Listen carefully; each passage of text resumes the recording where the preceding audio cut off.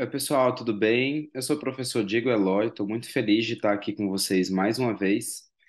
E dessa vez a gente vai falar um pouquinho sobre métodos elementares de contagem, tá bom?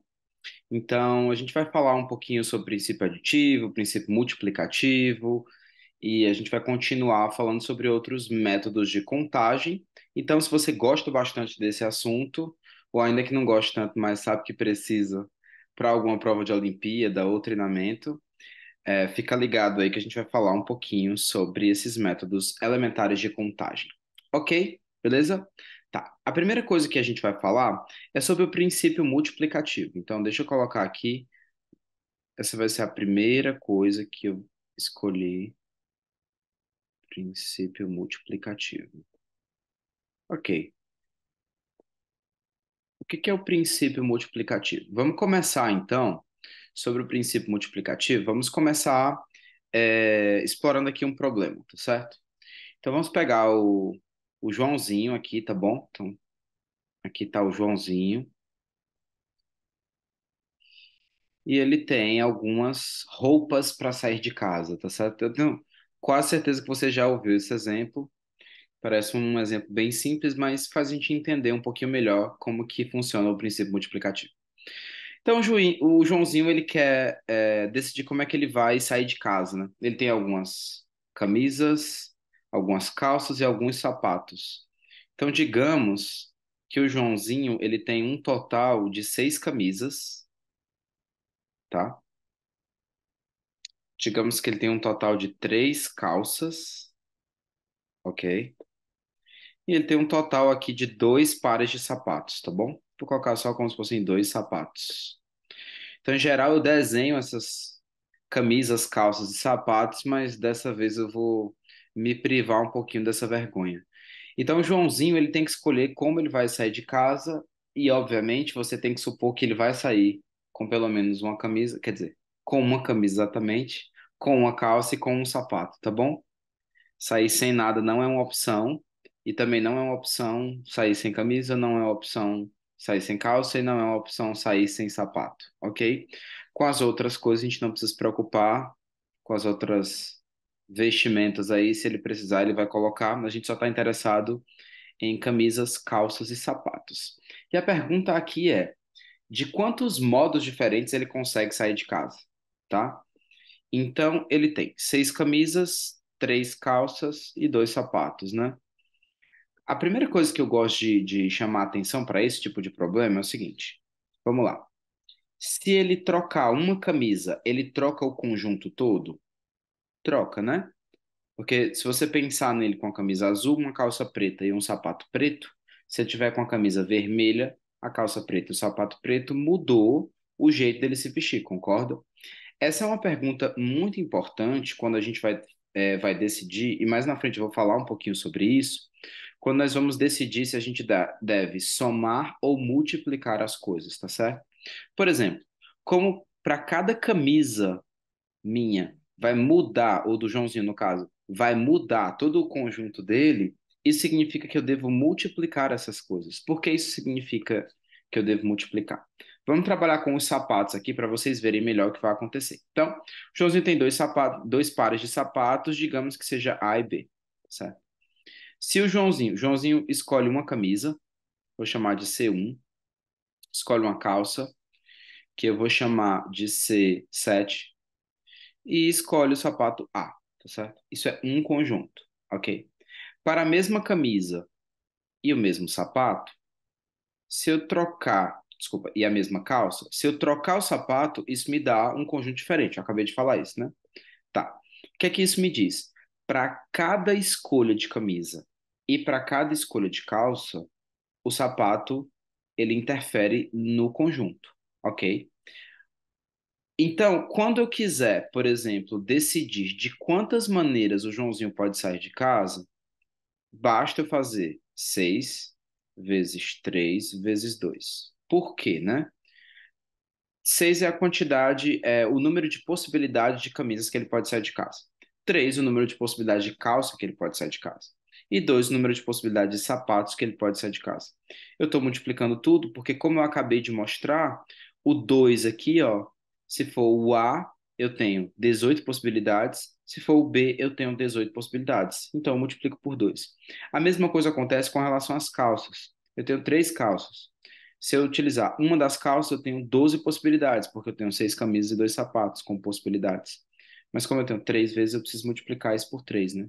Então, multiplicando tudo isso, 6 vezes 3 é 18, vezes 2 dá 36. Então, aqui eu tenho 36 conjuntos ou 36 possibilidades. E essa é a resposta para o nosso problema. Apesar desse problema ser um problema bem simples, ele nos mostra algumas coisas importantes. Primeira coisa importante, eu estou multiplicando tudo. Por que eu estou multiplicando tudo? Porque se eu trocar uma camisa, ou uma calça, ou um sapato, eu mudo o conjunto todo. Todas as vezes que eu entender que isso acontece, o que isso quer dizer, né? Lá na frente a gente vai falar um pouquinho de eventos independentes ou eventos que têm interseção, digamos.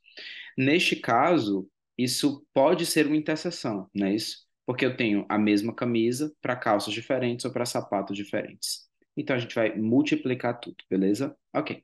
Então, para esse problema, é 6 vezes 3 vezes 2, 36. E acredito que quase todo mundo que está começando aqui esse vídeo já sabe que a resposta, ou já sabia que a resposta era 36.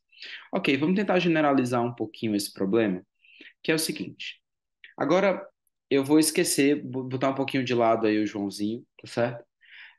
Não vamos mais falar dos conjuntos de roupa que ele vai sair de casa, mas a gente pode falar sobre alguns tipos de eventos, tá? Por exemplo, vestir uma das camisas poderia ser um dos eventos aqui para esse exemplo. Vestir uma das calças poderia ser um exemplo, um evento para este exemplo. E vestir um sapato desse, calçar um sapato desse, poderia ser também considerado um evento para este exemplo. Considere agora que ao invés desses 3 eventos, a gente tem muito mais, tá? Ou seja, considere um evento, tá certo? E considere que este evento, ele pode ser realizado de N uma maneiras, tá? Então, eu tenho N uma maneiras, deixa eu colocar assim, maneiras, de realizar o evento Tá, o que que isso significa? Vamos lembrar, né? O evento era vestir a camisa. Então, eu tenho 6 possibilidades. 6 era a quantidade de maneiras para o evento, né? Ok. Agora, suponha que eu tenho também um E2, e para este E2 eu tenho N duas maneiras, tá? Um N duas maneiras. Ok? Tá. Suponha que eu vou continuar fazendo isso, ou seja, eu tenho para um evento E3, eu tenho N3 maneiras, tá? N3 maneiras. Eu continuo até um EK, tá? E para o EK eu tenho N, digamos, NK maneiras, tá? Ok, beleza. A pergunta é, de quantos modos eu consigo realizar os eventos E1, E2, E3 até EK ao mesmo tempo, tá? De quantas maneiras eu consigo realizar os eventos E1, E2, E3 e EK ao mesmo tempo? Obviamente, a resposta tem que ser em função desses N's aqui, né? Senão eles não estariam aqui, né? Tá. Vamos pensar nesses eventos, eles têm que acontecer ao mesmo tempo, lembra? Eu lembro que eu acabei de falar sobre a camisa, a calça, o sapato.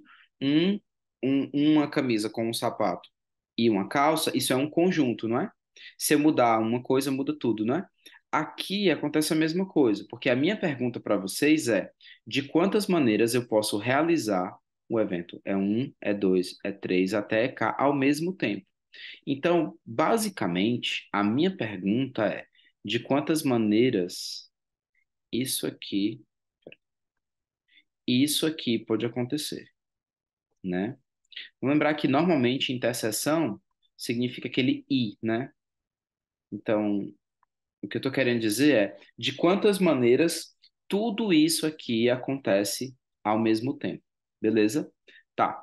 Como eu quero a resposta para essa pergunta, vamos voltar um pouquinho no que a gente estava falando do princípio multiplicativo.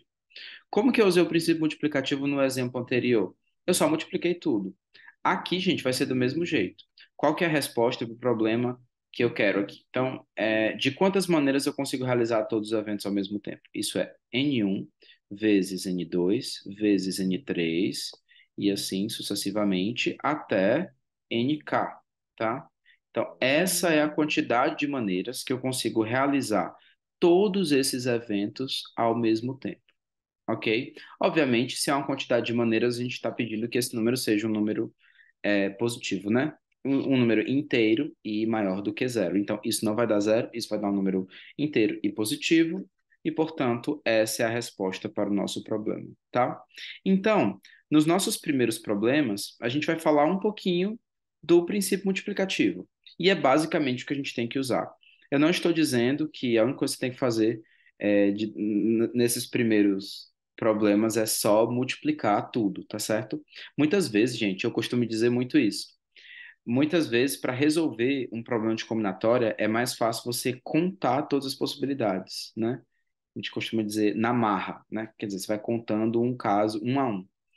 E isso muitas vezes é mais fácil do que a gente tentar utilizar, sei lá, princípio multiplicativo, permutações, combinações e essas coisas. Ok? Tá. Vamos ver a aplicação do princípio multiplicativo a alguns problemas, incluindo problemas de Olimpíada de Matemática. Ok? Tá. Então, vamos ver esse primeiro problema. Então, na sorveteria Mucho Helado, existem 5 diferentes tipos de sorvetes e 3 diferentes tipos de vasilhas. Tem a casquinha, para quem gosta aí, ó, ou aquela cestinha, ou também pode ser o copinho, né? De quantos modos podemos comprar um sorvete simples, que é de apenas um sabor, certo? Claramente, a gente pode tornar esse problema um pouquinho mais difícil, né? Se a gente, ao invés de simples, do sorvete simples, a gente considerar é, o duplo, né? Ou triplo, alguma coisa assim, né? 2 sabores, 3 sabores e assim sucessivamente. Ok, então nessa sorveteria a gente tem 5 tipos de sorvete ou sabores, né? Diferentes tipos, é como se fossem sabores mesmo, né? E 3 diferentes tipos de vasilha. De quantos modos podemos comprar um sorvete simples? Então, vamos supor que você gosta muito do sorvete de cupuaçu, certo? Então, você gosta muito do sorvete de cupuaçu. Um dos sabores é cupuaçu, certo? E aí você foi lá e colocou na casquinha, tá? Então veja, cupuaçu mais casquinha é diferente de cupuaçu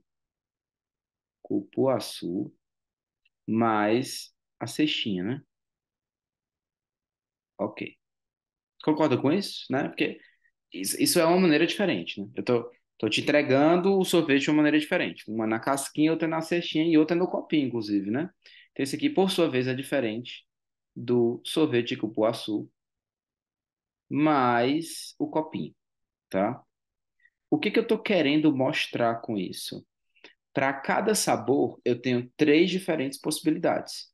Então, para o cupuaçu, todas essas 3 possibilidades que eu coloquei são diferentes. Isso significa que, então, para cada sabor, eu tenho 3 possibilidades diferentes. Logo, qual que seria a resposta a esse problema?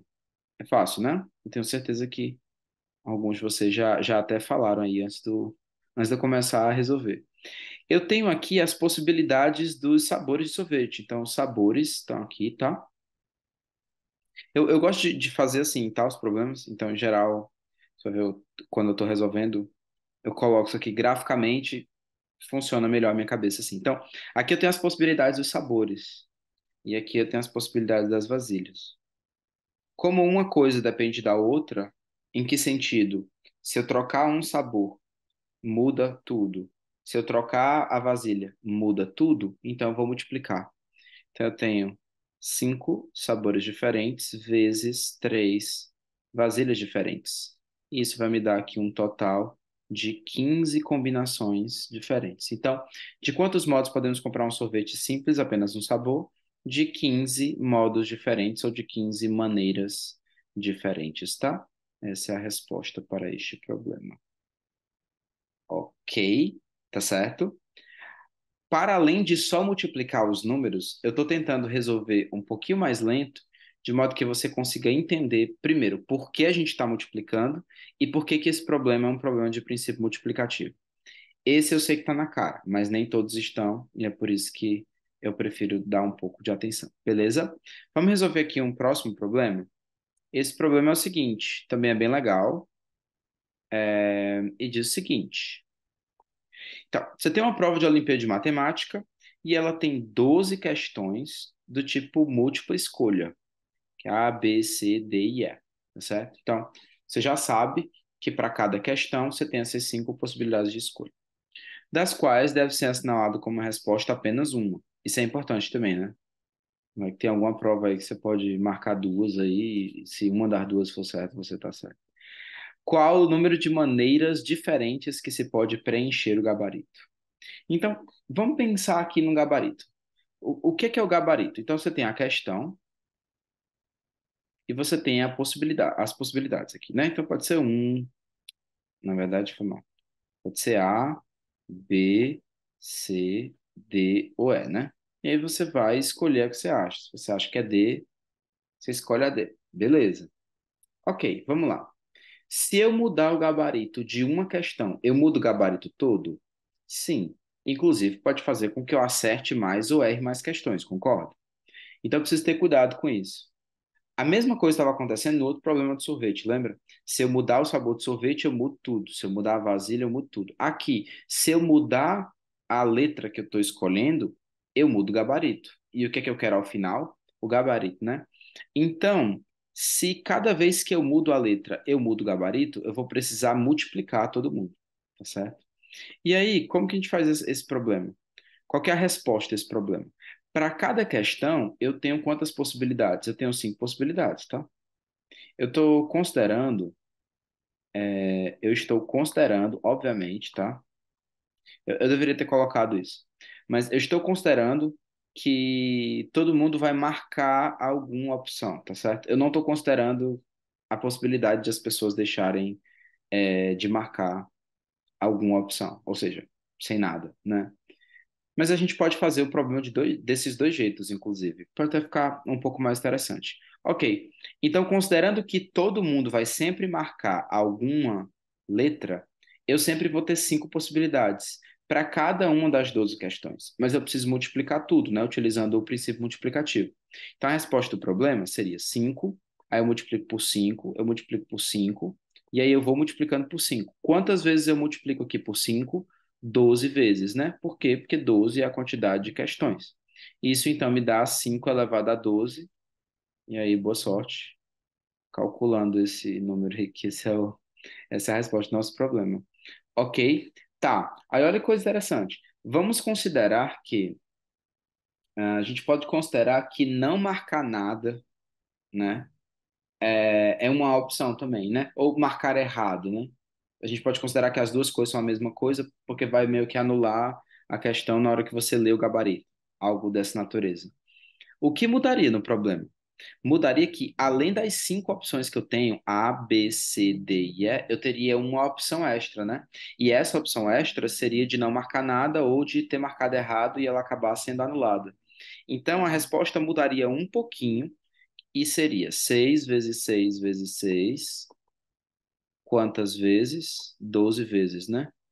12 vezes, tá? E isso daria 6 elevado a 12, tá? Isso aqui é exatamente a resposta, se a gente considerar que tem essa possibilidade de a gente não marcar nada ou de errar o gabarito, né? Então, essas são as duas possíveis respostas aqui. Em geral, eu deveria ter colocado algo aqui entre parênteses, mas em geral, na questão vai estar um pouco mais, digamos assim, é, vai estar um pouco mais explicada essa parte. Você vai saber se você deve considerar sem nada ou sem nada como uma opção, ou deve considerar que todo mundo vai marcar pelo menos uma opção. Ok? Beleza? Vamos ver mais um problema aqui, ó. E esse problema aqui esses são problemas bem comuns, tá? Quando a gente quer utilizar princípio multiplicativo. Esse é o problema de cidades também. Você vai ligar as cidades, né?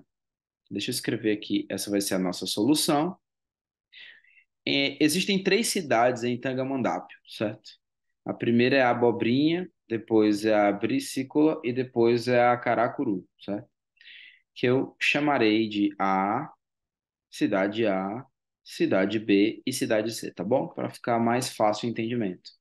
A gente tem 5 vias rodoviárias que unem a cidade A até a cidade B, tá bom? A gente tem 3 vias que unem a cidade B a cidade C. Pedrinho vai viajar de Abobrinha para Caracuru, passando por Bricícola.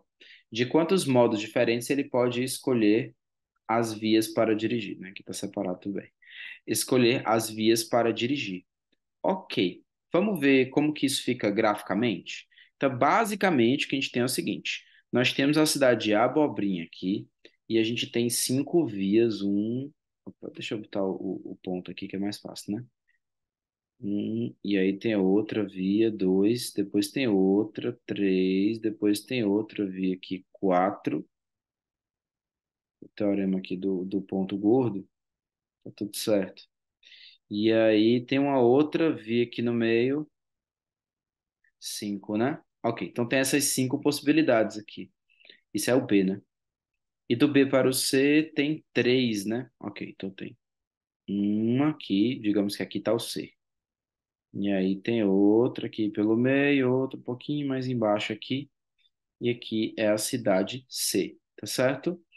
De quantos modos ele pode escolher as vias para dirigir? Então ele tem que ir do A para o C, passando pelo B. De fato, não está nem dizendo que existe uma via do A para o C, então essa seria a possibilidade mesmo. Ok, então, novamente, vamos supor que de A para B, o Pedrinho escolhe que ele vai por esse caminho, tá bom? Esse caminho aqui, ó. Depois ele escolhe que ele vai por esse verde aqui, ó. Tá? Escolhe que vai por esse verde. Ok. É diferente do Pedrinho pegar esse caminho vermelho e depois o verde? É diferente, né? São caminhos diferentes, são vias diferentes, ok? Por isso, novamente, ó, se eu mudar uma das vias, eu mudo todo o caminho, concorda? Mudo tudo. Então, se é assim, eu vou acabar utilizando o princípio multiplicativo. Beleza. Para eu usar o princípio multiplicativo aqui, eu só preciso ir do A até o C passando pelo B. De quantas maneiras eu posso ir do A até o B? Eu tenho 5 possibilidades aqui. Quantas possibilidades do B até o C? 3 possibilidades, é isso? 3 possibilidades. Então, o total vai ser 15 caminhos, ou modos, ou o que quer que seja. 15 modos é a quantidade de modos que ele tem de viajar do A para o C, passando pelo B, ok? Então, esses problemas de viagens, né, e de vias, essa coisa toda, são muito comuns que a gente utilize também o princípio multiplicativo, porque vamos lembrar, tem um dos caminhos e tem o outro dos caminhos. Então, tem 5 possibilidades para cá e depois 3 possibilidades para cá. Ok, gente? Beleza? Certo? Acredito que sim. Então, vamos passar para o próximo problema. O próximo problema é um problema que caiu na OBM em 2005, né? Atrás. Ahn, tá, como que é esse problema aqui, ó? Esse problema também é um problema bem interessante. Ahn, tá, num relógio digital, as horas são exibidas por meio de 4 algarismos. O relógio varia das 00 horas até as 23 horas, tá bom? 23? Ok. Você está dizendo 23, né? Então ele não está indo até 23:59, né? Mas tudo bem. É o que ele está dizendo aí. Ok. Quantas vezes por dia os 4 algarismos mostrados são todos pares? Então não importa, né? Se vai até 23. Quantas vezes por dia os 4 algarismos mostrados são todos pares? Ok. Vamos lembrar de uma coisa importante. Considere o zero par, tá? Considero o zero par, então tem 0, 2, 4. Ok, tá. Primeira coisa, eu quero que os 4 algarismos mostrados são todos pares. Então eu tenho 0. Vamos olhar as possibilidades que nós temos: o 0, 2, o 4, o 6 e o 8, tá? Essas são as possibilidades de algarismos que a gente tem. Ok. E aí, quantas vezes os 4 são pares? Ok. Como eu começo com 0, 0, 0, 0, isso inclusive é uma possibilidade. Vamos ver as possibilidades dos minutos serem pares. Depois a gente considera as possibilidades das horas serem pares, tá? E depois a gente pode até multiplicar, né?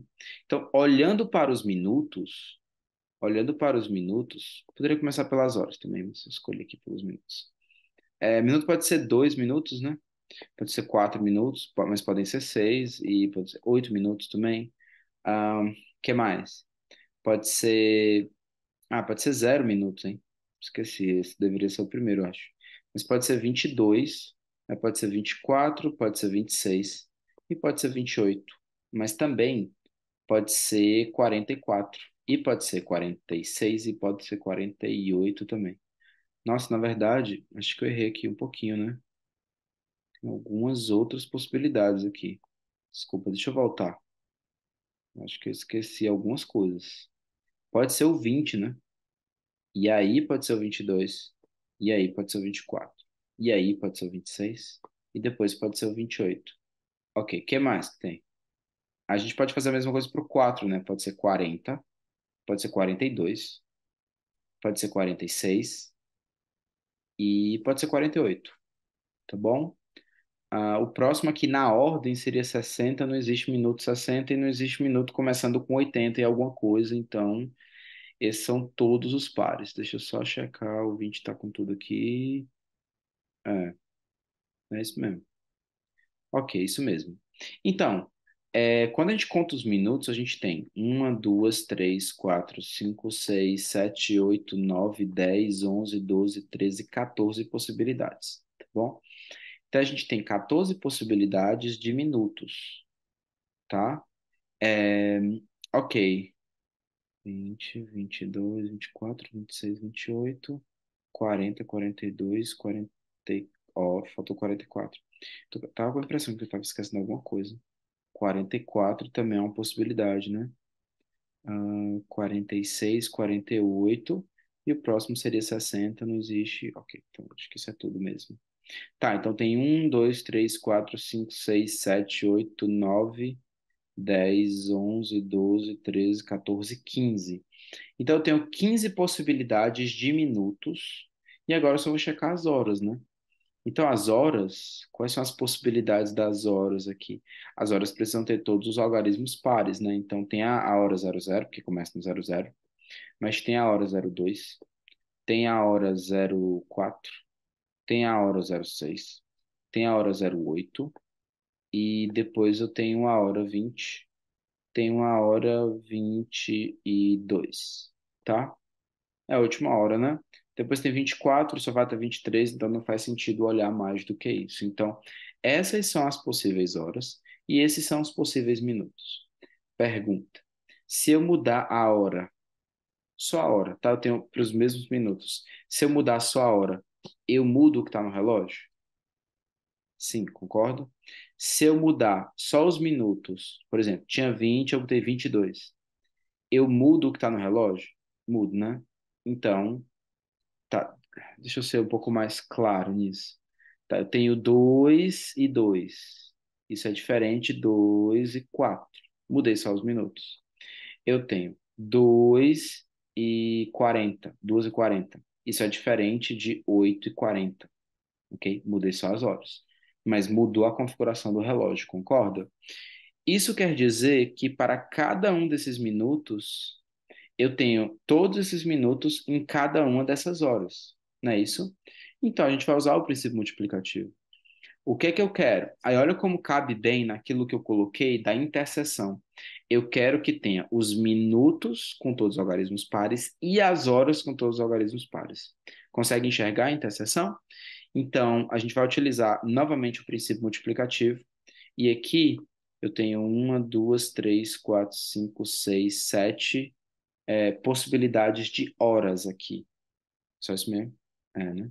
Eu tô lembrando se não tá faltando alguma coisa, né? Mas acho que não.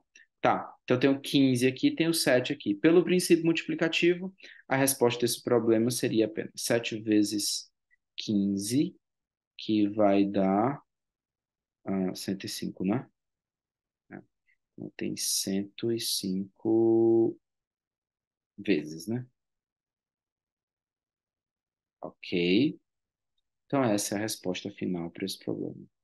É um problema bem interessante de uma OBM que já é um pouquinho antiga, né? Não é por dias de hoje, mas é muito interessante o modo como a gente. Tá. Tem outra maneira de fazer esse problema? Tem outra maneira de fazer esse problema.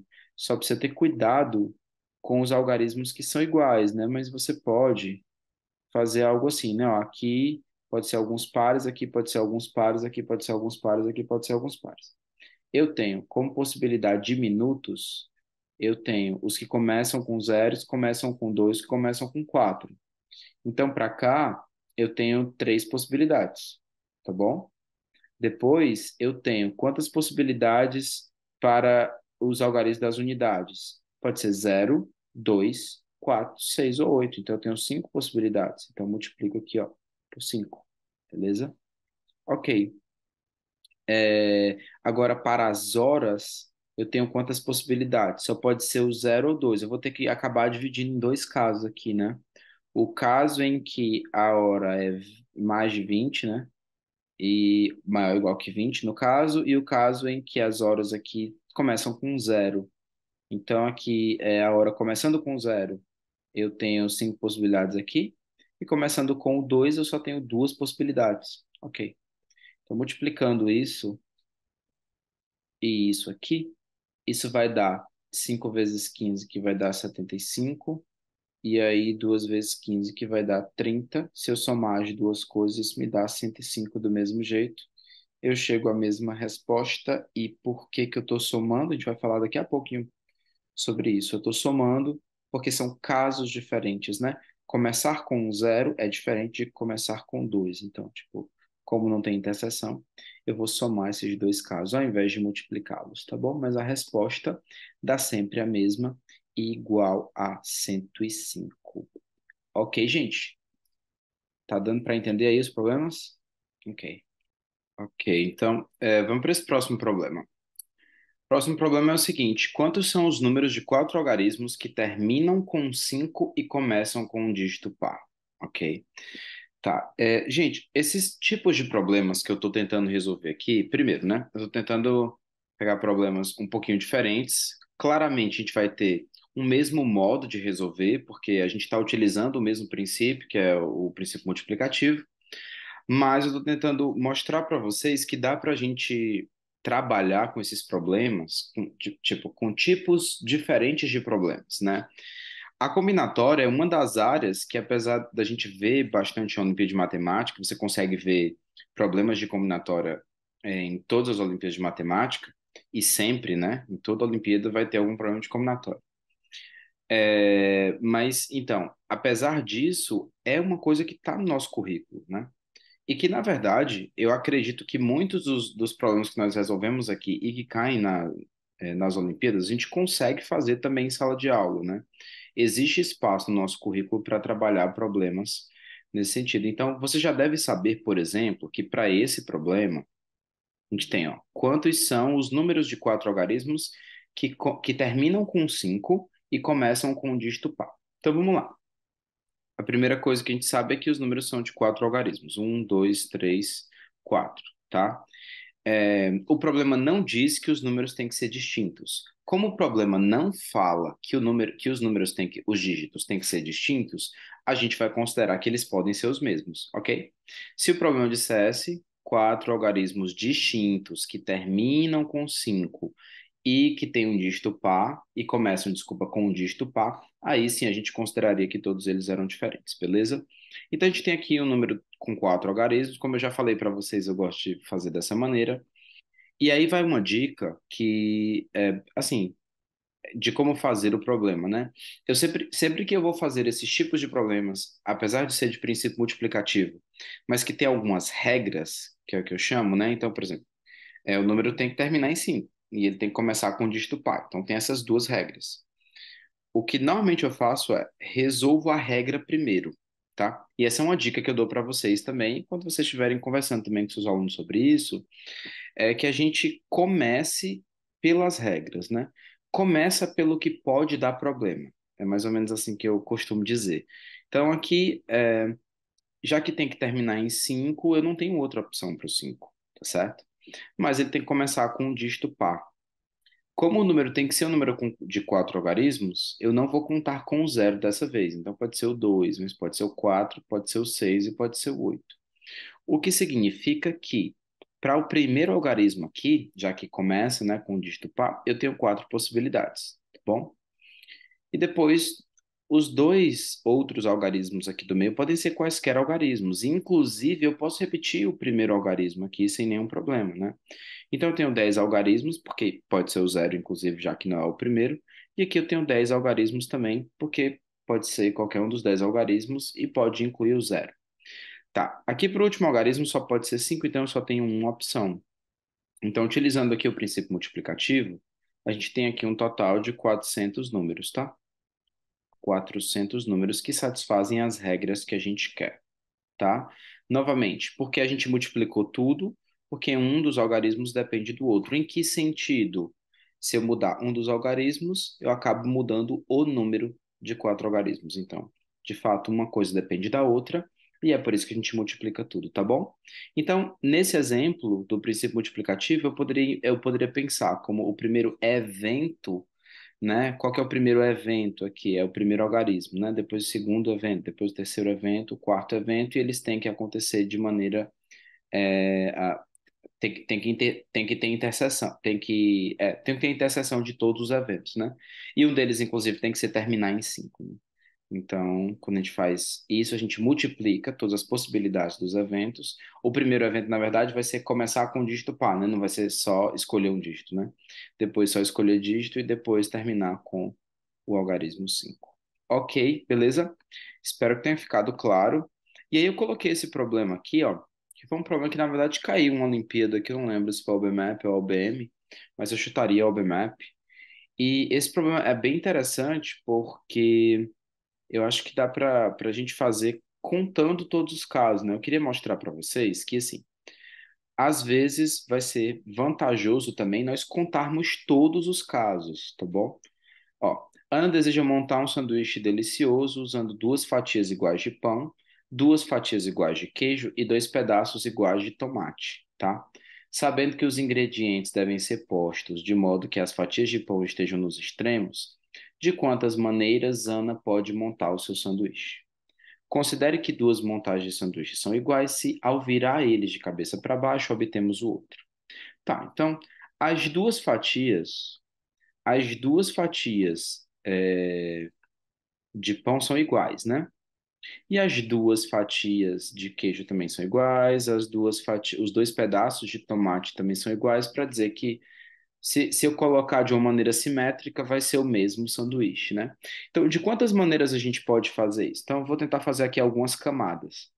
Eu já sei que os pães estão nas extremidades, né? Então, aqui vai ter pão, ok? E aqui vai ter pão também. Ok, tá? De quantas maneiras a gente pode fazer esse sanduíche? Eu vou tentar fazer todas as possibilidades, tá? Então, pode ser que a gente tenha queijo aqui, ok? Queijo, e aí queijo de novo, e aí depois os dois pedaços de tomate, tá? Claramente, se eu fizer os dois pedaços de tomate e os dois pedaços de queijo, eu só viro e vai ser o mesmo sanduíche, porque as fatias de pão são iguais, então isso não vai interferir. Não vou mais escrever o pão, não. Vou entender que isso aqui é o pão, né? Vamos entender que isso aqui é o pão. Deixa eu tentar fazer pelo menos do mesmo tamanho, né? Aqui tem o pão. Poderia vir depois o queijo, né? Depois poderia vir o tomate.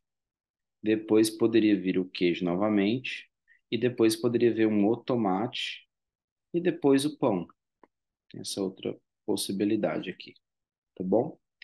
Ok. Que outra possibilidade nós temos para esse sanduíche? Então vamos lá. A primeira fatia vai ser pão, tá? Como a gente já sabe, de cima para baixo, né? O que eu estou fazendo é de cima para baixo. Então, a primeira fatia vai ser pão. Se a segunda for queijo, já tem aqui, né? Ou é queijo, queijo, ou é queijo, tomate. Só que, se for queijo e tomate, poderia ser queijo, tomate, tomate, né? Então, poderia ser um queijo aqui, ó. Depois tomate novo e depois queijo, tá? E aí o pão. O pão aqui para fechar. É diferente das outras, né? Mesmo que a gente vire, não fica a mesma coisa. E aí, já que eu fiz queijo, tomate, tomate, queijo, eu consigo fazer o pão, tomate, porque eu não fiz nenhum ainda começando com tomate, né? Tomate, queijo, queijo. Porque se eu fizer tomate, queijo, tomate, queijo é a mesma coisa desse virado, né? Então eu estou considerando que é a mesma coisa. Então tem essa possibilidade aqui. Ok, beleza. Então vamos ver se tem mais alguma outra possibilidade. Comecei com pão, o segundo foi uma fatia de queijo. Se o terceiro foi uma fatia de queijo, só tem essa possibilidade, porque só tem dois tomates. Comecei com fatia de pão, depois uma fatia de queijo e um de tomate. A terceira coisa aqui dentro poderia ser queijo ou tomate. Se for queijo, só sobra tomate. Se for tomate, só sobra queijo. Então, eu já terminei aqui os casos em que eu começo com queijo. Beleza. Começando com tomate, lembrando, não vai poder ser tomate, tomate. Porque se for tomate, tomate já é esse aqui virado. Então, a gente já contou isso. Se for tomate, queijo, não pode ser tomate, queijo, tomate. Porque se for tomate, queijo, tomate, vai ser tomate e queijo de novo. Que vai ser esse aqui virado. Então, a única opção é ser tomate, queijo, queijo e tomate novamente. Então, tem essas quatro opções. E aí, o total, considera as duas montadas. Ah, tá. De quantas maneiras, né? Então, tem quatro maneiras aqui da gente montar este sanduíche. Beleza? Ok? Tá, novamente, eu coloquei esse problema para mostrar para vocês que existem também alguns problemas de combinatória em que a gente só vai precisar contar, não necessariamente utilizar o princípio multiplicativo. Poderia tentar utilizar o princípio multiplicativo aqui? Sim, a gente poderia tentar utilizar o princípio multiplicativo. Como? Começa com o pão, depois o próximo, você tem duas opções, ou queijo ou tomate. Aí vai vendo, só tem que ter cuidado de eu não contar duas vezes a mesma configuração, né? Que provavelmente vai acontecer, mas também você consegue dividir por dois e chega também na mesma resposta. Ok? Beleza? Então, esse é mais um exemplo onde a gente só precisava contar. E aí, assim, cada um tem o seu jeito, né? Digamos assim, tem a sua metodologia, mas de repente até esse problema fica sendo um problema interessante para ser um dos primeiros a ser apresentado, né? Porque às vezes a gente cria um estigma também, né, de que os problemas de Olimpíada são problemas extremamente difíceis. Isso às vezes faz com que o nosso aluno nem tente, porque ele já acha que ele não vai conseguir.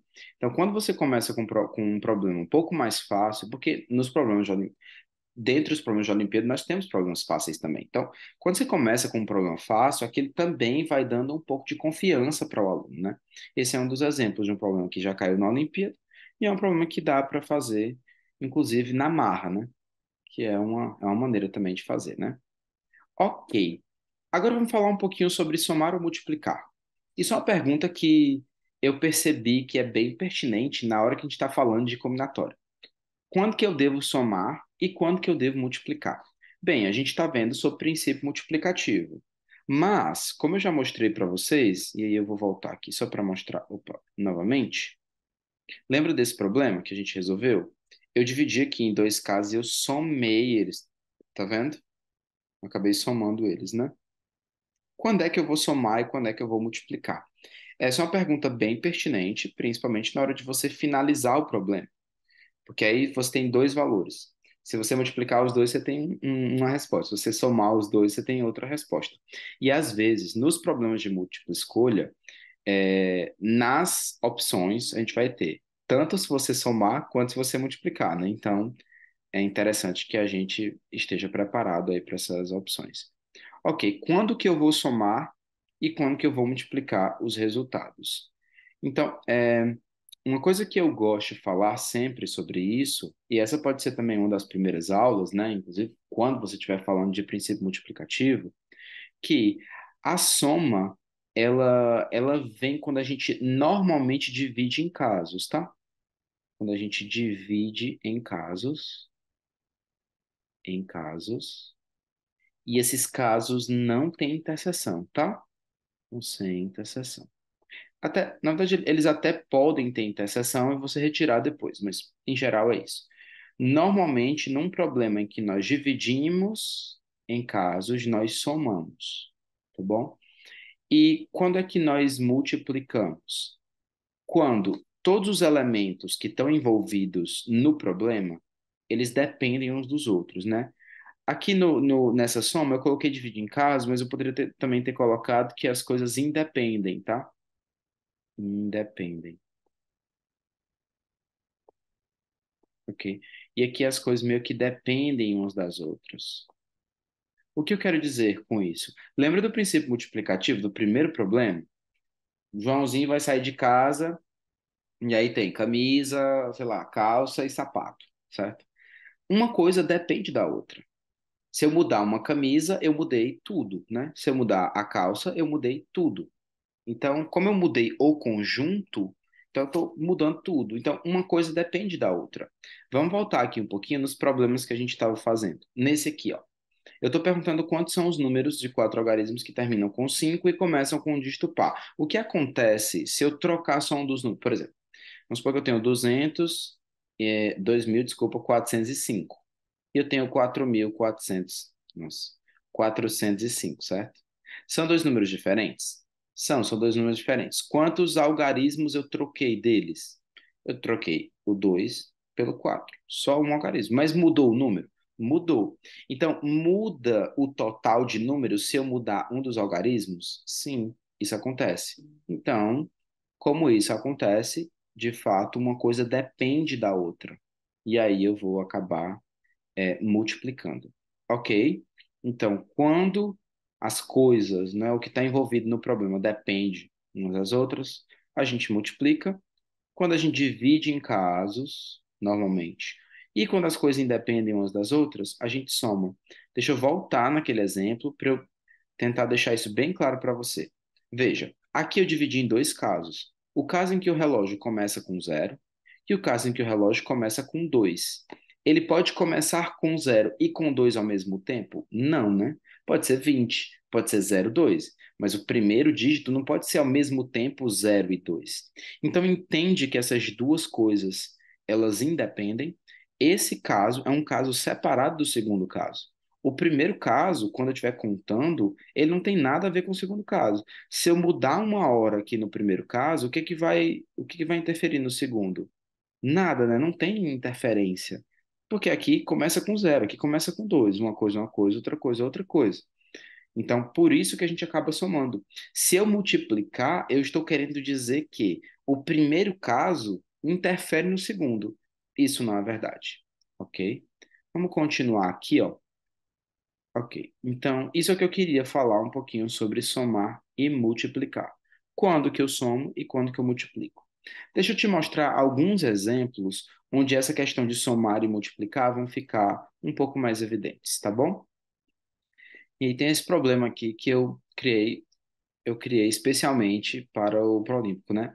Inclusive, gente, vocês podem criar questões também, né? Isso seria uma coisa também muito, assim, muito boa para incentivar o teu aluno. E para criar problemas de combinatória, assim, pelo menos de contagens elementares, é um pouco mais fácil do que de outros problemas, né? Do que criar um problema de teoria dos números, por exemplo. Então, tenta criar mais problemas, isso pode fazer com que seja mais divertido, né, para o seu aluno aprender, tá bom? Então, no planeta Ceará, existem apenas 10 letras no alfabeto. Nossa, eu acabei. Ok, faltou reticência aqui, né? Criei e acabei. Ok. No planeta Ceará, existem apenas 10 letras no alfabeto: M, A, H e continua, né? Esqueci de botar aqui as reticências. E uma palavra é qualquer sequência de três letras, né? Por exemplo, ma é uma palavra, né? Ok, podendo haver repetição, tá bom? São 10 letras diferentes, mas pode ter repetição, ok? Tá. Então, quantas palavras existem no Ceará?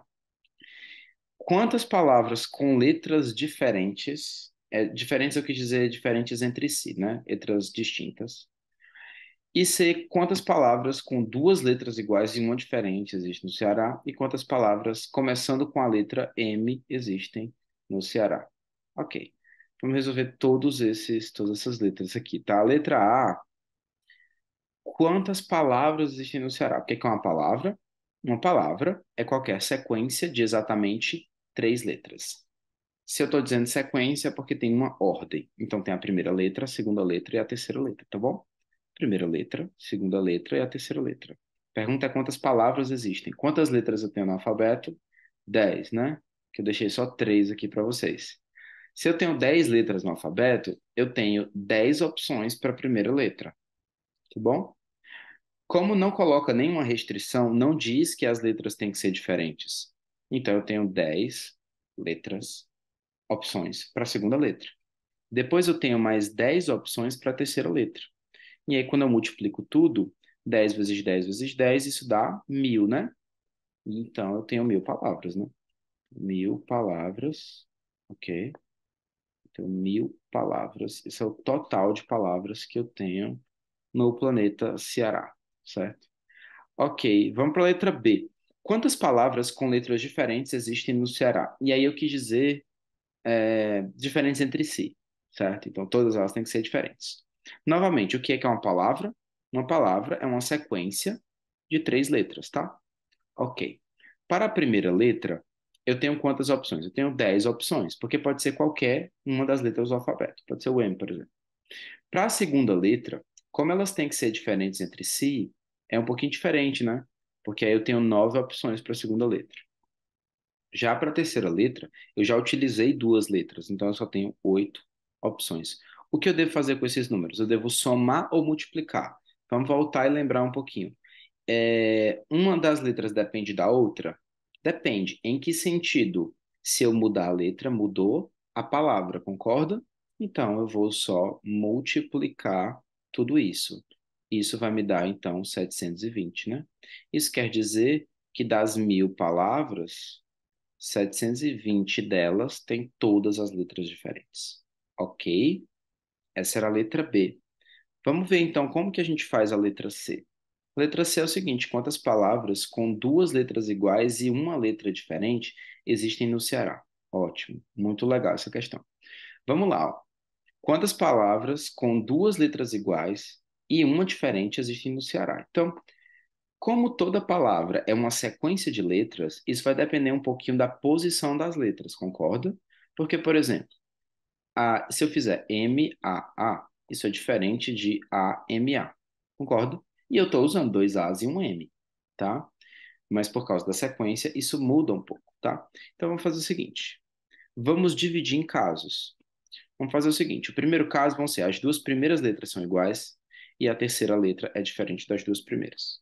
O outro caso vai ser as duas da ponta são iguais e a letra do meio é uma letra diferente. O terceiro caso vão ser as duas últimas letras são iguais e a primeira é a letra diferente. Ok, beleza? Vamos lá. Como a gente tem aqui as duas letras iguais, eu vou começar escolhendo sempre as duas letras iguais, tá bom? Depois eu vou para outra. Ah, não, na verdade. é, Ah, tá, é. Porque a outra tem que ser diferente das duas iguais, né? Sim, sim, sim. Então, eu vou fazer isso. Ok, beleza. Tá, então a primeira letra aqui, eu tenho 10 possibilidades, né? Deixa eu escrever com outra cor aqui para vocês, para ficar um pouco mais claro de vocês verem. Então, eu tenho 10 possibilidades aqui para a primeira letra, não é? Já a segunda letra tem que ser igual à primeira. Então, eu só tenho uma possibilidade, porque dado que eu já escolhi a primeira, acabou, né? Agora, o que dizer da terceira letra? Ela tem que ser diferente dessas letras aqui que são iguais. Então, eu tenho 9 possibilidades, tá bom? Então, isso vai totalizar para mim 90, tá? Ok, vamos lá. É, Vamos considerar agora a primeira letra aqui, eu tenho também 10 possibilidades, concordo? Eu tenho 10 possibilidades para ela, tá? Só que depois que eu escolho a primeira, eu escolho a última, porque as duas são iguais. Então, eu não tenho uma opção para a última, é uma opção, beleza. Já aqui no meio, eu tenho 9 possibilidades, né? Por que 9 possibilidades? Porque ela tem que ser diferente das outras. Então, na verdade, eu vou ter um total de 90 palavras também, quando eu tenho essa repetição. Ok, vamos para o último caso. Para essa primeira letra aqui, eu tenho 10 opções, tá certo? Para a segunda letra, que é igual à terceira, eu tenho 9 opções, porque eu não posso usar a mesma. Só que para a última, eu só tenho uma opção. Lembrando que eu estou multiplicando tudo. Por que que eu estou multiplicando tudo? Porque se eu mudar uma letra, eu mudo a palavra. Isso dá 90 também, né? O que eu devo fazer com esses 90? Eu devo somar ou multiplicar? O que é que você acha? Isso mesmo. Nós devemos somar tudo. E isso vai dar 270, né? 270. Tá bom? Por que que eu estou somando? Vamos lá. Vamos analisar os casos. Olha como os casos não têm interseção. Aqui eu vou ter uma palavra do tipo MMA. Aqui eu vou ter uma palavra do tipo MAN. M. E aqui eu vou ter uma palavra do tipo M, A, A. Vamos olhar só para esse exemplo com M's e A's. Tá vendo como essas três palavras são diferentes? Dado que é uma sequência, se é uma sequência, tem uma ordem, então não é só porque eu tenho dois M's e um A que a palavra vai ser a mesma. Ou que eu tenho dois A's e um M que a palavra vai ser a mesma, porque a ordem importa já que é uma sequência. Então, consegue enxergar que essas três são três palavras diferentes? Então, como não tem interseção, a gente soma tudo, tá bom? Era isso que eu queria mostrar para vocês. Quando é que eu somo e quando é que eu multiplico, tá? Essa era a letra C, 270 palavras, tá? Ok? Beleza. Qual que é a letra D aqui, ó? A letra D é o seguinte: quantas palavras começando com a letra M existem no Ceará? Então, eu tenho três letras novamente, mas eu sei que a primeira é M. E aí, nesse item, você pode ficar até com uma dúvida sobre a resposta, né? Porque vamos lá, a questão não fala se as letras podem ser iguais a M, né? Só diz que tem que começar com M. Se só diz que tem que começar com M, então teoricamente elas podem ser iguais, tá bom? Já é uma dica que eu dou. Assim, o problema, ele precisa te colocar a restrição, certo? Para que ele esteja bem definido. Existem problemas que você já fez que estavam mal definidos? Certamente. Existem problemas que eu já fiz que não estavam bem definidos. Mas ele precisa deixar clara a restrição. Então, se tinha que ser diferente, ele precisava dizer isso. Inclusive, eu fiz questão de colocar em algum dos itens aqui, ou nesse aqui, por exemplo, que as letras eram diferentes, já para poder fazer, né, essa diferenciação entre elas poderem ser iguais ou diferentes. Se não diz nada, eu só tenho uma opção para a primeira letra, porque a primeira letra só pode ser o M, porque tem que começar com o M. E depois eu tenho 10 opções para a segunda letra, porque pode ser qualquer uma das 10 letras do alfabeto, e 10 opções para a terceira letra, porque pode ser qualquer letra do alfabeto. Isso me dá, então, um total de 100 palavras, tá? Espero que você esteja conseguindo entender como esse problema foi mudando, certo? Então, no item A, a gente só faz o princípio multiplicativo direto. No item B, a gente precisa ter um pouco de cuidado porque as letras são diferentes. No item C, a gente utilizou o princípio multiplicativo para cada um dos casos, mas a gente somou tudo. E na letra D, a gente está novamente resolvendo problemas com o princípio multiplicativo, mas que possuem algumas regras. E aí, novamente, o que a gente faz? Começa pela regra. Independente de ser na primeira letra ou a última letra, começa resolvendo o problema que você tem. Nesse caso, qual era o problema que você tinha? A palavra tinha que começar com a letra M. Ok, gente? Ficou claro? Espero que sim. Vamos ver mais um problema aqui, ó. Esse problema também é um problema que caiu em Olimpíada, tá? Mas como eu não lembrava o ano nem qual, eu decidi não colocar. Mas quantos são os números de três algarismos que possuem pelo menos um algarismo igual a um? Olha que interessante. Porque aqui, ó, diz, ó, pelo menos, né? Tem essa palavrinha aqui, pelo menos, e isso muda um pouquinho o problema, tá? Vamos ver no que muda o problema quando a gente tem essa palavrinha aí.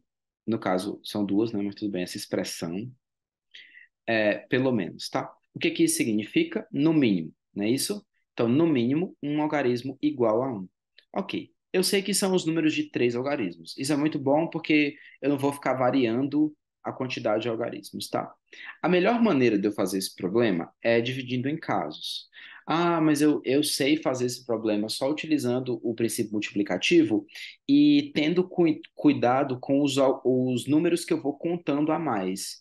Tudo bem, se você se sente preparado, né, pronto para resolver esse problema dessa maneira, não tem assim nenhum problema, né? O mais importante é que o problema seja feito. Inclusive, você pode pausar o vídeo, tentar fazer e depois volta e ver se as respostas batem, né? Mas deixa eu resolver o problema da maneira como eu acho que é interessante para você entender essa questão de somar ou multiplicar. Ok, eu vou dividir em casos, tá? E aí, o meu primeiro caso, meu caso um aqui, vai ser eu só tenho um algarismo um, tá? O caso um aqui, eu tenho apenas um algarismo um, certo? Ok. Para este caso, eu sei que o número tem três algarismos, ok? E aí o 1 vai estar entre eles, tá certo? Mas eu não sei em que posição, né? Isso eu posso utilizar permutação, se você já souber o que é, a gente ainda vai falar um pouco sobre isso, mas se você já souber, pode tentar utilizar. Dentro do caso um a gente pode dividir em subcasos, não tem problema também, tá? Se o 1 tiver aqui, por exemplo. Ah, desculpa, eu esqueci de falar, de escrever uma coisa muito importante, né? Não é só um algarismo, é exatamente. Deixa eu colocar. Deixa eu apagar e colocar novamente. Acho que isso vale a pena. Então, é exatamente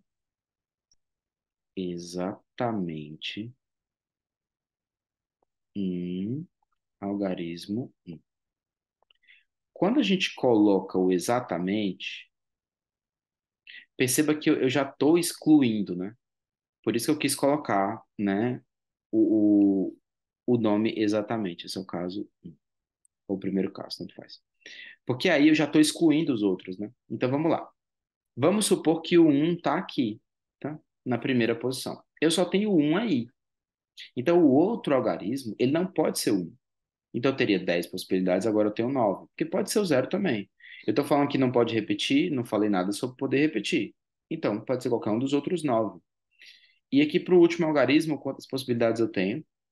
Eu tenho também 9, né? Porque só não pode ser o 1, porque é exatamente um algarismo 1.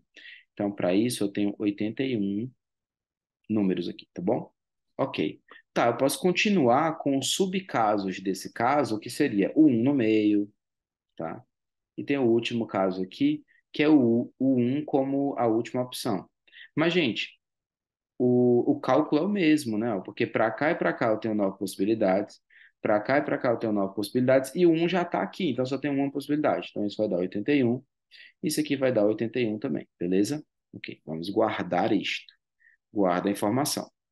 Como que é o caso 2? O caso 2 eu vou colocar assim, ó, exatamente,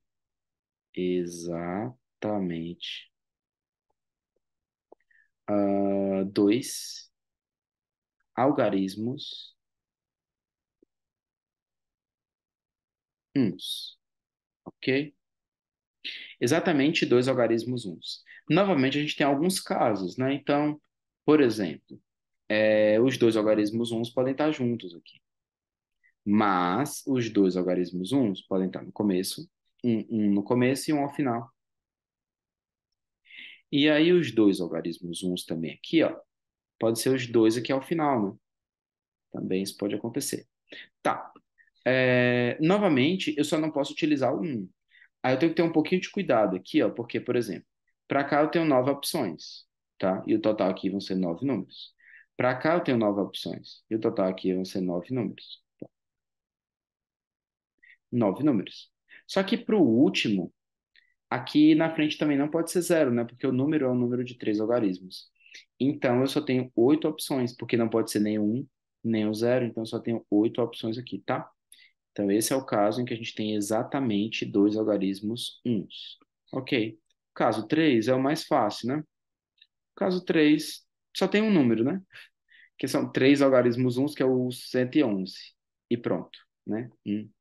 Uma opção aqui, um número. Ok. Tá, vamos lá. Se eu contasse, vamos supor que você fez a conta sem separar em casos. Pode ser que você contasse a mais, tá? Vamos ver quanto que dá tudo isso. O que eu devo fazer com os casos? Dentro dos casos e entre os casos. Eu vou somar tudo, né? Eu não vou multiplicar tudo. Por quê? Vamos lá. Nesse subcaso, o um está aqui. O um não pode estar aqui e aqui ao mesmo tempo, porque neste caso eu tenho exatamente um algarismo um. Então eu vou somar tudo, né? Isso vai dar então 243. Ótimo. O que falar do segundo aqui, né? No segundo, eu tenho 9 opções, 9 e 8. Quando eu somo 9 mais 9, 18 com 8 dá 26, né? Então também vou somar novamente. Se o um está aqui e aqui, ele não pode estar aqui e aqui ao mesmo tempo. E nem pode ser os dois últimos ao mesmo tempo. Então, 26. E o caso 3 eu só tenho uma opção, então eu só somo um. Então, isso vai dar, então, 269. Então, isso vai dar 270, tá? 270. Ok, vamos ver quantos números eu conseguiria tendo, se eu não separasse em caso, o que poderia acontecer, né? Eu tenho um número de três algarismos e eu tenho que ter o algarismo um aqui no meio, né? Então, por exemplo, eu não sei onde o um vai estar. Digamos que eu sei que o um vai estar, eu tenho pelo menos um algarismo um, tá certo? Se eu tenho pelo menos um algarismo um, então como é que você vai fazer a conta aqui? É meio esquisito, né? Eu já vi até algumas pessoas fazendo, mas é meio esquisito que talvez envolva escolha, né? Você tem que escolher um ou mais algarismos para ser igual a um e aí fazer a conta, né? E pode ser que você conte a mais. Tem outra maneira de fazer esse problema? Tem. Eu só quis separar em casos para mostrar para você que os casos podem ser diferentes entre si. E eu espero que eu não tenha errado nada aqui, mas tudo bem. É, só para mostrar para você. Ah, tá vendo? Eu sabia que tinha alguma coisa errada aqui. Ainda bem que você ficou aqui até o final, né? Para ver eu não dar essa vacilada, né? Aqui eu não tenho as nove possibilidades, né? Por causa do zero, né? Eu tô achando estranho porque eu não lembrava desse 270, achar que era menos. E de fato é menos, né? Sim, o erro que eu cometi aqui foi. Aqui eu não cometi, né? Só nos outros. Aqui eu só tenho oito possibilidades, né? Porque de fato não conta com o zero. E aqui eu tenho oito possibilidades. Gente, foi mal aí, ó. Isso mesmo. É bom o pessoal saber que todo mundo é humano, né? Então, quando a gente soma aqui, isso dá 144. Com 81 vai dar 225, porque tem 5 aqui, né? 144, 225, acho que é isso. Ok, agora é uma resposta que eu já lembro que dá certo mesmo. Isso vai dar 251, com um vai dar 252. Perdão aí, gente. Acabei esquecendo. Tá. Por que que é o 8 aqui? Porque não pode ter o zero, né? Já não pode ter o 1, que já não tinha, porque era um dos casos que a gente estava fazendo. E também não podia ter o zero. Ok. Tá 252. Ah, tem outra maneira de fazer isso? Tem.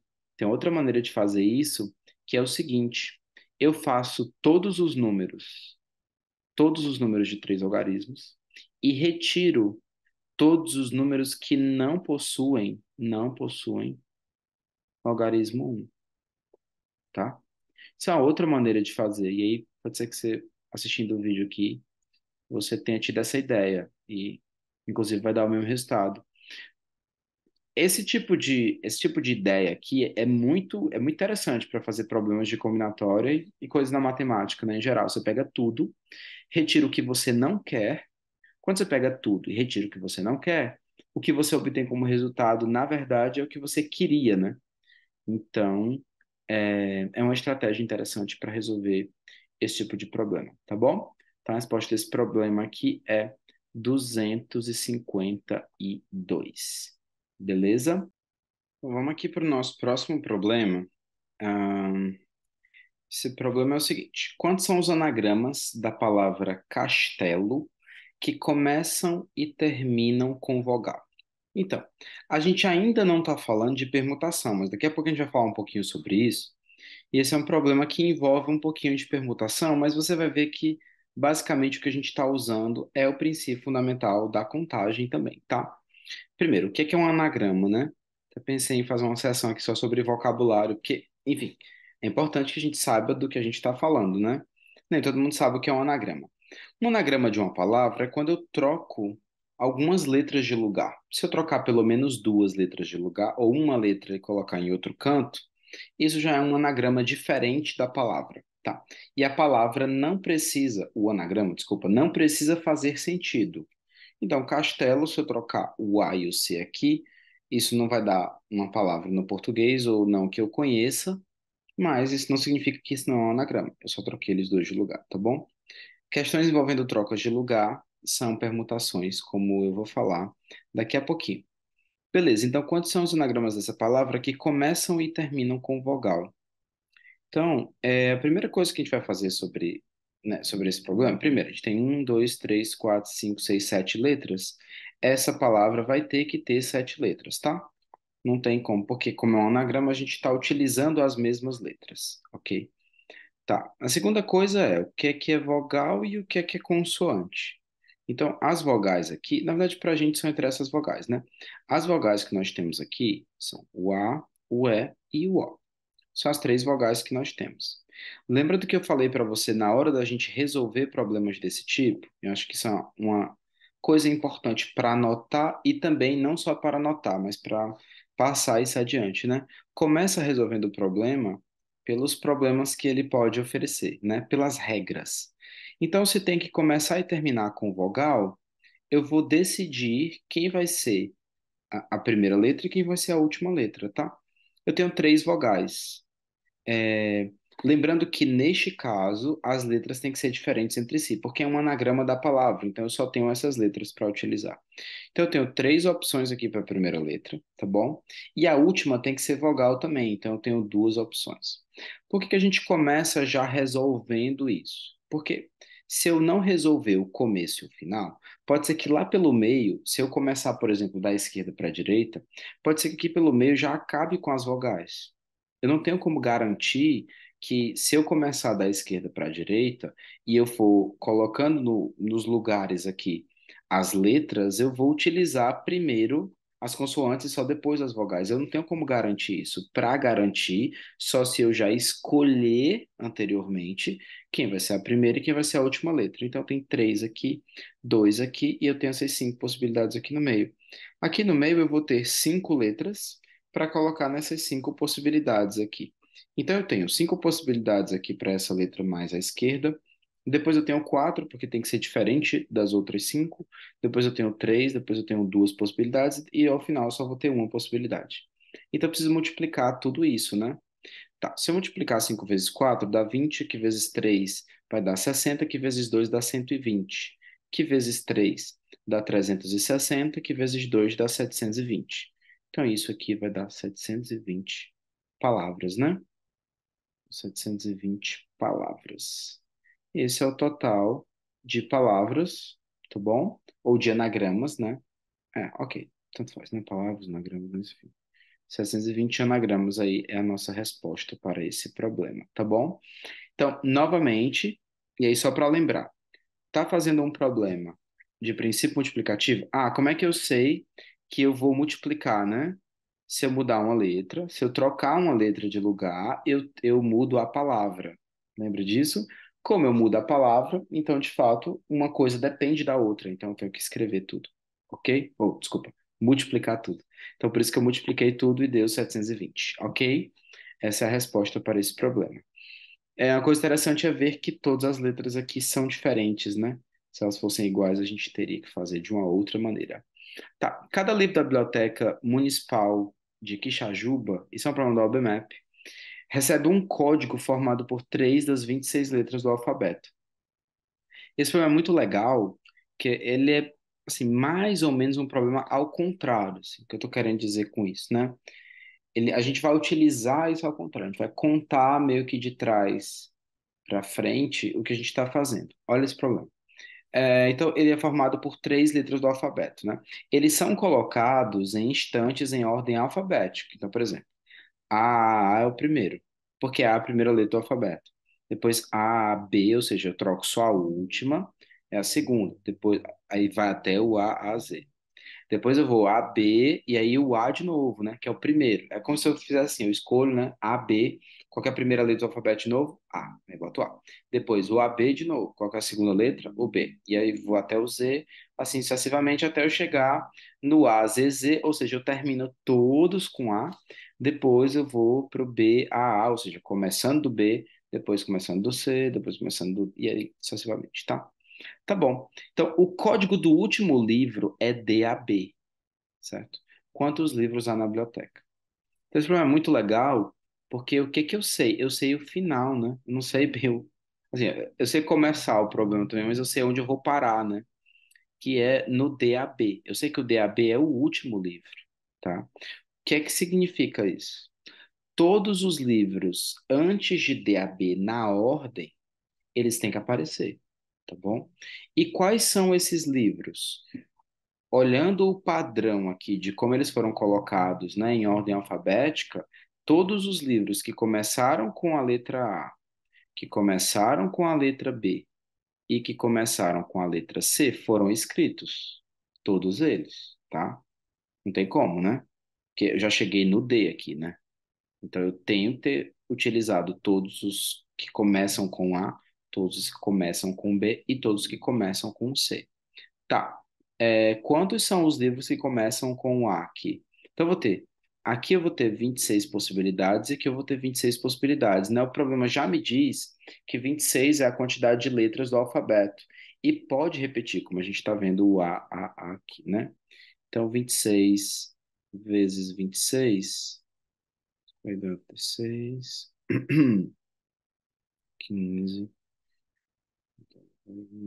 4, 5, dá 6, 7, meia, né? Ok? Tá. Então, ok. Então, 676 vai ser é, 26 vezes 26. Ok, a gente vai precisar disso em algum momento. Ok. Tá, para cá, então, eu tenho 676 livros, né? Começando com B, a gente tem também 676 livros também, né? É a mesma coisa, 26 vezes 26. Vamos lembrar, ó, quando eu começo com o B, pode ser A e A, né? Então eu começo tudo de novo, tá bom? Tô só excluindo a primeira letra.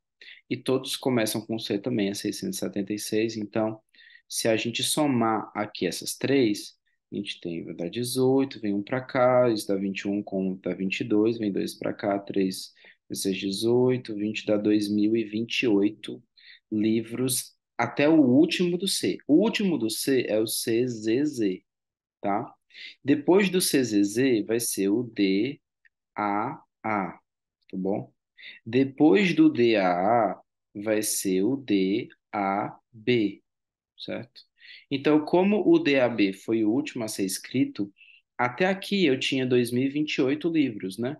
Depois de 2029, 2030 livros. Então, a opção aqui deveria ser a opção E, 2030 livros, né? Então, essa é uma outra aplicação, né? Assim, de onde a gente pode ver problemas de combinatória, tá certo? Sei que o começo está sendo, a gente vai estar indo cadenciado, daqui a pouco a gente acelera um pouquinho. Mas eu queria também mostrar para vocês esse leque de tipos de problemas que a gente pode ter quando a gente fala de problemas de contagens elementares, tá bom? E envolvem esses tipos de problemas, né? Que é uma contagem né, nesse caso de organização de livros também. Ok, beleza? Ok, tá. Vamos ver o próximo problema, então? Esse próximo problema é um problema da Olimpíada de Maio. Na verdade, esse não é o problema da Olimpíada de Maio, tá bom? Por isso que eu coloquei modificado aqui, tá certo? Só para o problema da Olimpíada de Maio era um pouquinho mais difícil do que isso. Então, um número de quatro algarismos é gago se tem os dois primeiros algarismos iguais entre si e os dois últimos algarismos iguais entre si.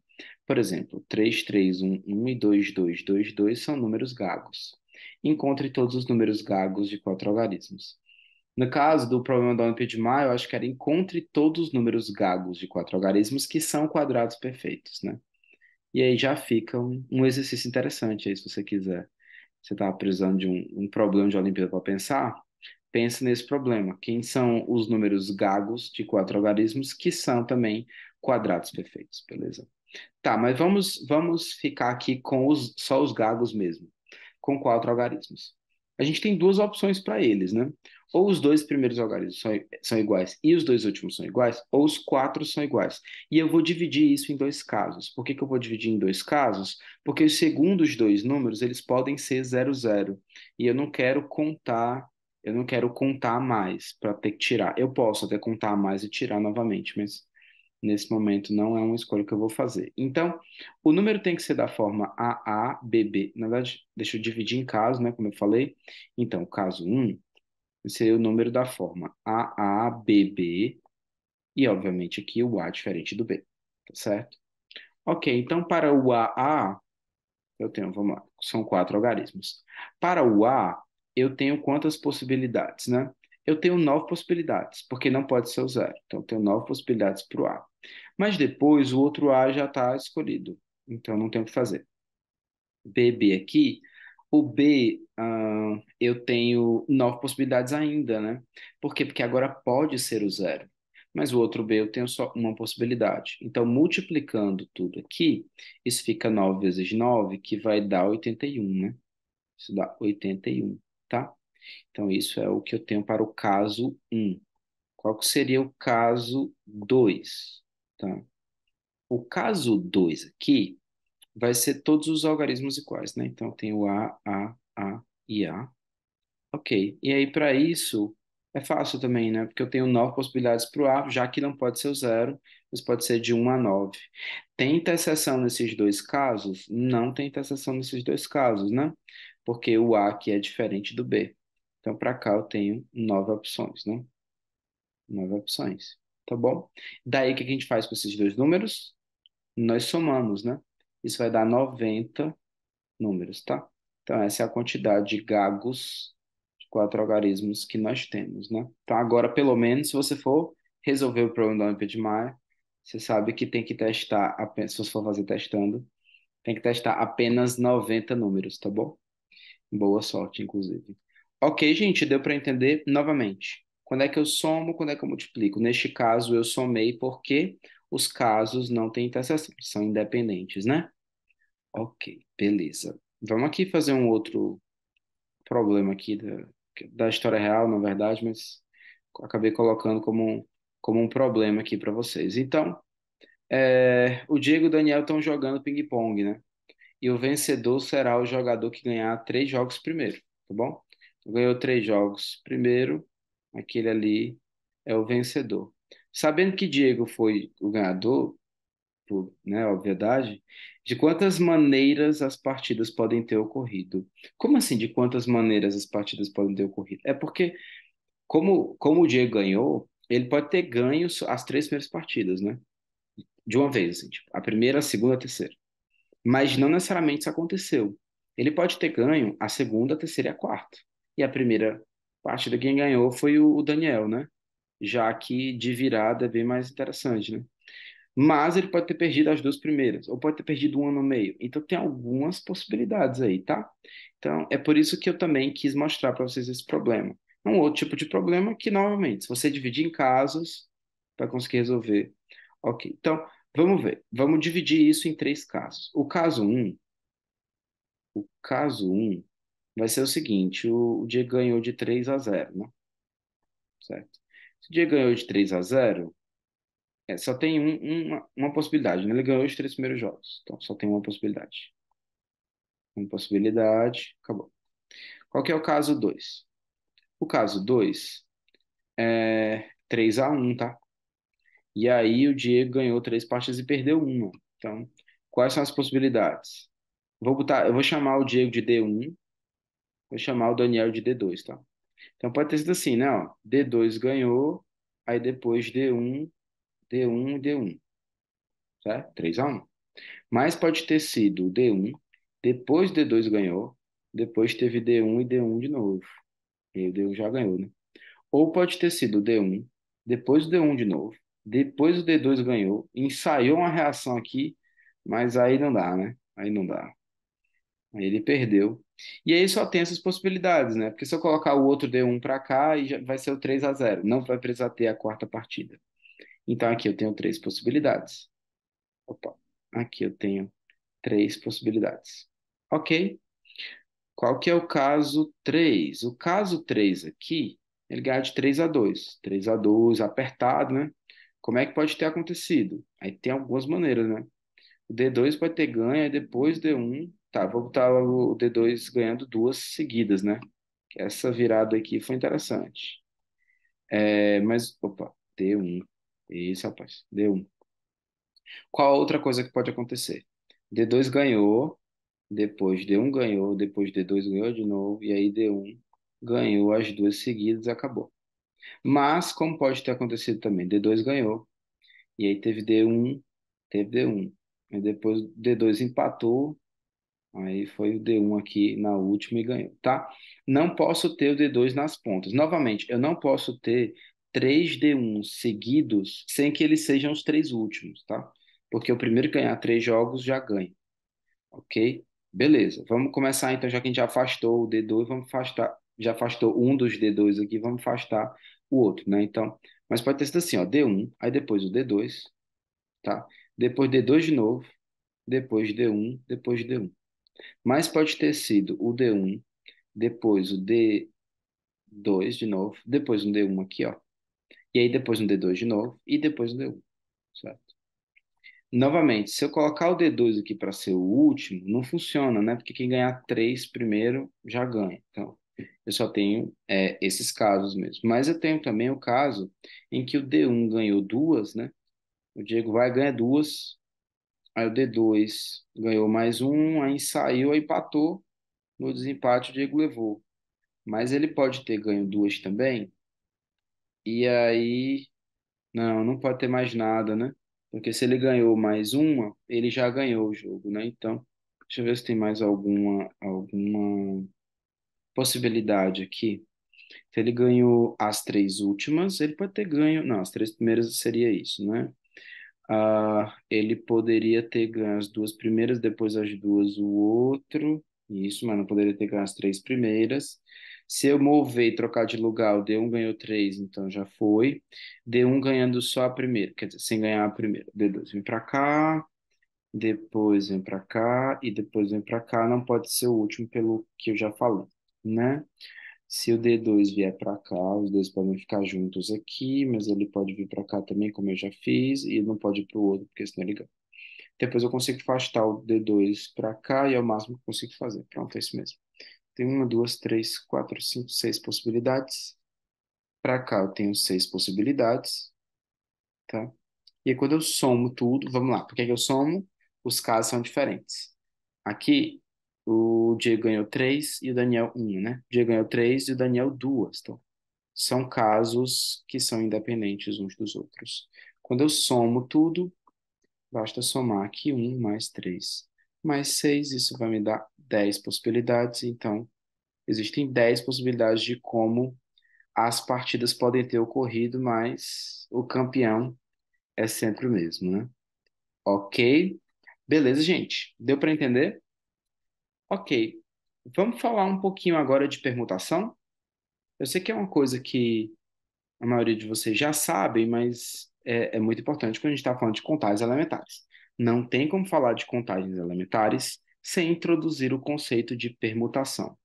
E para falar de permutação, a gente precisa falar sobre um elemento muito importante que nós chamamos de fatorial.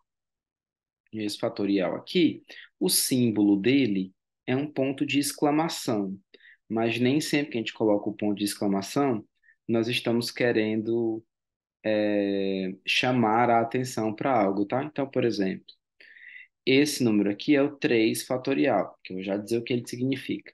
Este número aqui, ele é o 5 fatorial, tá? Então, é 5, 3, certo? É o 3 fatorial, 5 fatorial.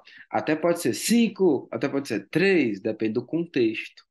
Mas, em geral, e aqui, quando a gente está falando de combinatória, este é o símbolo fatorial. O que que é esse símbolo fatorial? O que que ele faz com o número? O que que ele representa? É só uma maneira de denotar a multiplicação de todos os números inteiros positivos entre um e o número. Então, por exemplo, do 3, por definição, é um vezes 2 vezes 3. 3 vezes 2 vezes um, como você sabe, não muda, né? Então, isso dá 6, né? Então, 3 fatorial é uma maneira de representar o 6, tá? O 5 fatorial, por definição, é a mesma coisa. Vou multiplicar todo mundo do um até o 5, tá? Isso vai me dar 2 vezes 3 dá 6, vezes 4 dá 24, vezes 5 dá 120. Isso dá 120, tá? Ok. Por que que a gente precisa denotar esses números se o 120 já existe, se o 6 já existe, tá? Você vai ver que pelos tipos de problemas que nós resolvemos utilizando permutação, nós vamos precisar definir esse símbolo, tá? Então, não, fica tranquilo, a gente vai realmente utilizar isso, tá? Ok? Então, de maneira geral, o que que é o n fatorial? O n fatorial é o produto de todos os números inteiros positivos, para não arrumar briga, né, com ninguém, até o n, né? Isso é o n fatorial, tá? Por definição, o zero fatorial, se a gente precisar, o zero fatorial, por definição, é igual a um, tá bom? Eu sei que inicialmente pode não fazer sentido, porque eu acabei de dizer que é o produto de todos os números entre um e o número, e o zero fatorial está antes disso, né? Mas ele é definido para ser igual a um. e as coisas funcionam muito bem com o zero fatorial sendo igual a um, e se for diferente de um também, as coisas não vão funcionar. Ok? Tá. Então, esse é o 3 fatorial, esse é o 5 fatorial, e em geral o n fatorial. Você pode calcular qualquer número fatorial, mas por que que ele existe? De vez em quando, nos problemas de matemática, e aí você vai ver através dos exemplos que eu vou colocar aqui para você, a gente vai precisar desses números fatoriais, porque a resposta vai ser exatamente essa. Deixa eu voltar um pouquinho em algum problema aqui que nós fizemos, em que nós poderíamos ter utilizado o fatorial. Nesse problema dos anagramas da palavra castelo, não necessariamente eu precisava usar o fatorial, mas eu poderia se quisesse, tá? Veja que aqui apareceu o 5 fatorial. É o 5 vezes 4 vezes 3 vezes 2 vezes 1, né? Isso aqui é o famoso 5 fatorial, tá? Então, minha resposta para esse problema poderia ser 3 vezes 2 é 6, 6 vezes 5 fatorial, tá bom? Que, na verdade, dá um outro fatorial aqui que depois a gente fala sobre isso. Mas, ok. É, esses 5 fatorial... isso aqui, na verdade, já dá até para falar, né? Esse é 6 fatorial, né, gente? Por quê? Porque o 5 fatorial é o produto de todo mundo do um até o 5. Se eu multiplicar o 6, vai ser o produto de todo mundo do um até o 6, né? Então, isso na verdade dá 6 fatorial. Ok. No caso do 6 fatorial, a gente consegue calcular. E é igual a 720, tá bom? Depois de algum momento, sei lá, ali 8 fatorial, 9 fatorial, 10 fatorial, ficam números muito grandes. E aí essa notação do fatorial, ela veio para nos ajudar a eu simplesmente deixar como resposta o fatorial, tá bom? Eu não estou dizendo que sempre você tem que deixar como fatorial. Por exemplo, para essa resposta, a resposta desse problema, eu coloquei o número, tá? Não dá para calcular? Se dá para calcular, a gente calcula. Se não é tão grande assim, a gente calcula e fica tudo certo, tá? O problema é quando o número é grande. Aí, quando ele é grande, eu posso deixar como fatorial, que não vai ter nenhum problema, tá bom? Ok, mas deixa eu voltar um pouquinho sobre o que eu estava falando. Esse fatorial aparece bastante nos problemas de permutação e é por isso que eu estou definindo ele. Mas o que é um problema de permutação? Permutação é a mesma coisa que troca de lugar, tá? Você pode pensar assim. Então, problemas que envolvem a troca de lugar são problemas de permutação, tá certo? Então, vou organizar pessoas numa fila.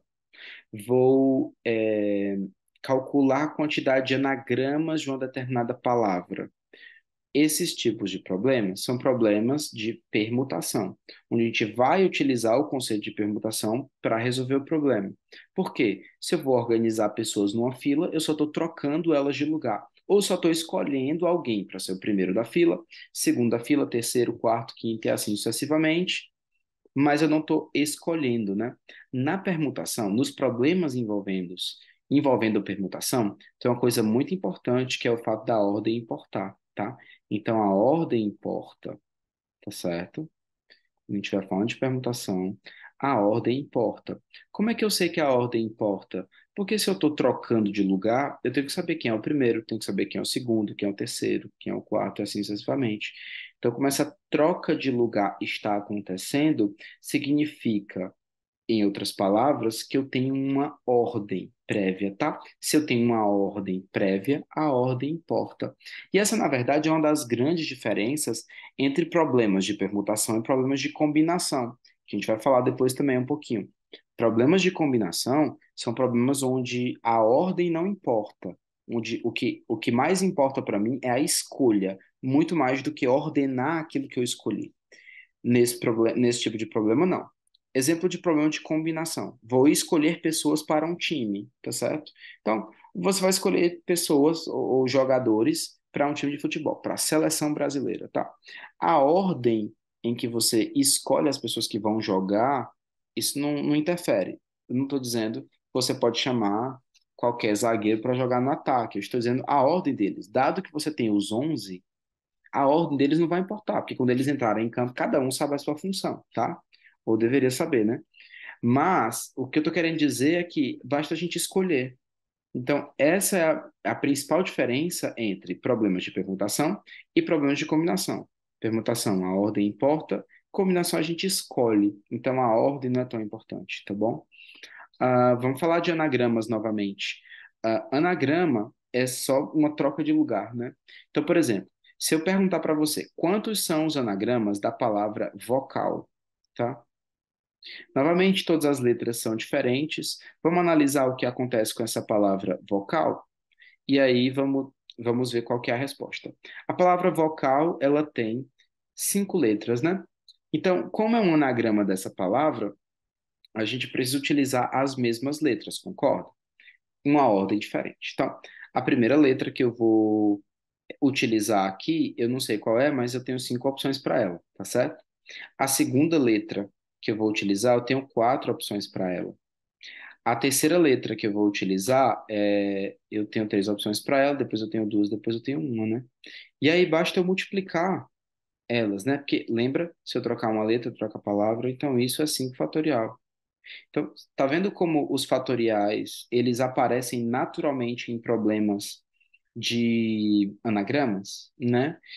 Claramente isso aqui é com 5, eu sei, né? Isso é 120. A gente acabou de calcular o 5 fatorial, né? Se você quiser fazer anagrama da palavra inconstitucionalissimamente, fique à vontade, mas lembre-se que a gente precisa fazer um detalhezinho a mais, porque talvez a gente tenha algumas letras repetidas aí, tá bom? Tá, então, da palavra vocal é 5 fatorial. E se fosse da palavra castelo, lembra que a gente fez da palavra castelo? Então aqui eu tenho 7 letras, né? Então, uma, duas, três, quatro, cinco, seis, 7 letras. Se eu não tenho nenhuma restrição, novamente, tá, gente? Problemas onde a gente tem regras ou restrições, o que que a gente faz? Trabalha com a restrição primeiro, depois a gente multiplica o resto.